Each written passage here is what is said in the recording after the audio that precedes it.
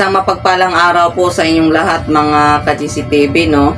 Tayo po ay gagawa mga ka-GCTV ng panghalina sa negosyo gamit po ang mga nakuha natin sa Inang Kalikasan, katulad nung nakuha po natin sa Bundok Banahaw, bulaklak po ng silay o tanglad, bulaklak po ng kawayan na kung saan tayo po mismo ang nakakuha. So may idinagdag po tayo na kung saan ito ating binili.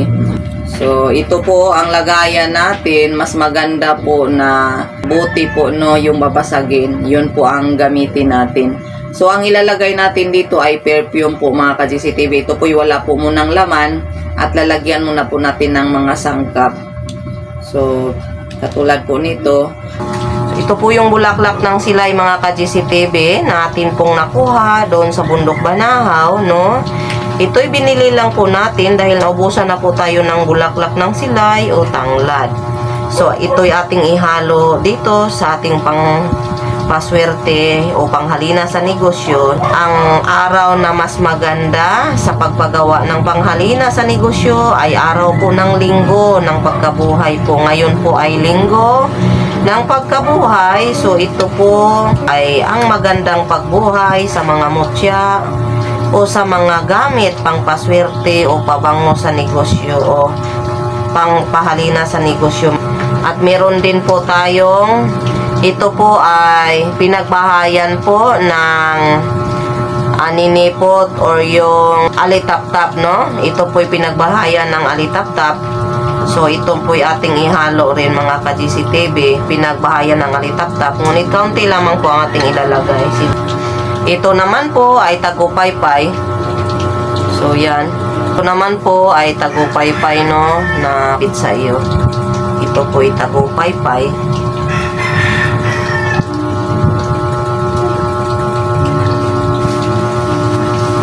Marami po itong magkakasama. Ayan, magkakasama po ito. Ito po ay tagupaypay, no. Yan.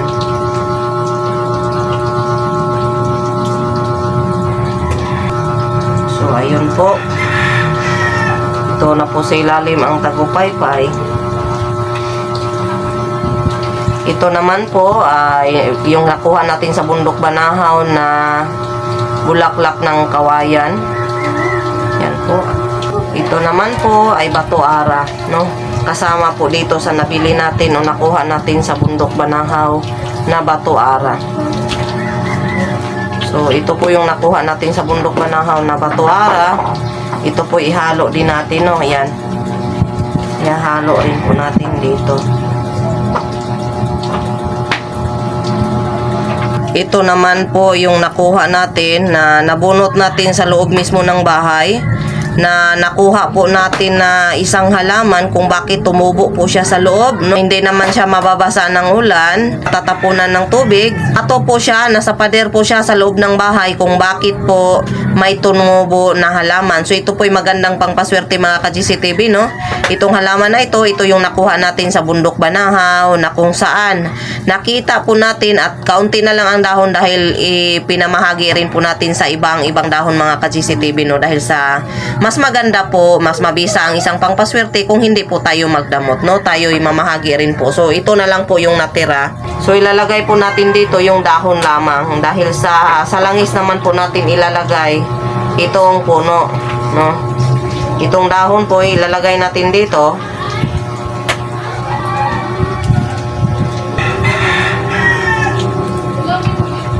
So yan po. At meron din po tayong ihahalo na mutya. Ito po. Mutya. Mag-asawa po ito na mutya. So ito po ilalagyan na natin ng pabango. So ang ginamit natin na pabango ito po parawi, no? Gamitan po natin ng pabango ng parawi. So hindi naman po natin matatanggal dito kaya i-spray lang po natin mga ka-GCTV.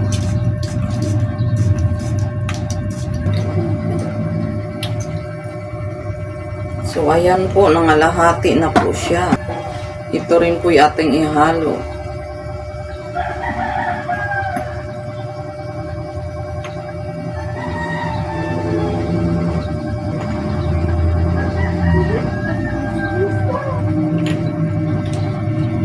So So hinaluan ko lang po siya ng parawi dahil sa napakabango po talaga ng parawi. Yun po talagang aking gusto.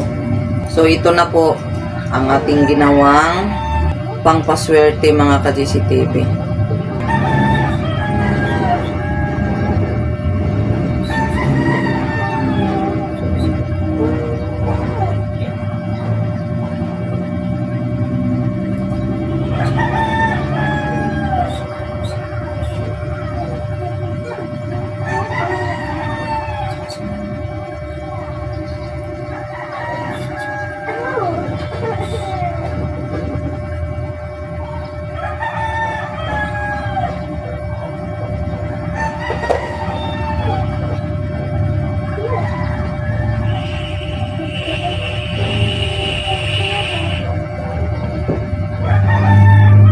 So, yun po, mahalaga rin po ang basbas natin sa Upon Sadra sa paggawa po ng pangpahalina sa negosyo. Ang ating ginamit na salita ay hindi po natin pwedeng ibahagi mga ka-GCTV, no?